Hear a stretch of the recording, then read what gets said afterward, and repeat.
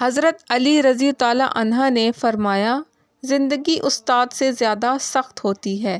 استاد سبق دے کر امتحان لیتا ہے اور زندگی امتحان لے کر سبق دیتی ہے۔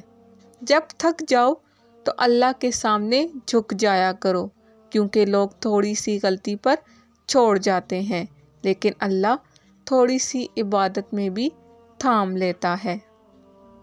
مجھے تعجب ہے اس شخص پہ جو اپنی برائیوں کو جانتا ہے، لیکن جب اسے برا کہا جائے تو وہ ناراض ہو جاتا ہے۔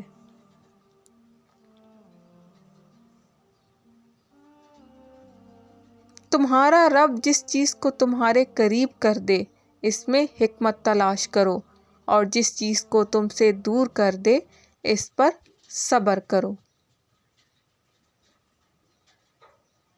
کسی کے برا کہہ دینے سے نہ ہم برے ہو جاتے ہیں نہ اچھے۔ اپنی زبان سے ہر شخص اپنا ظرف دکھاتا ہے، دوسرے کا عکس نہیں۔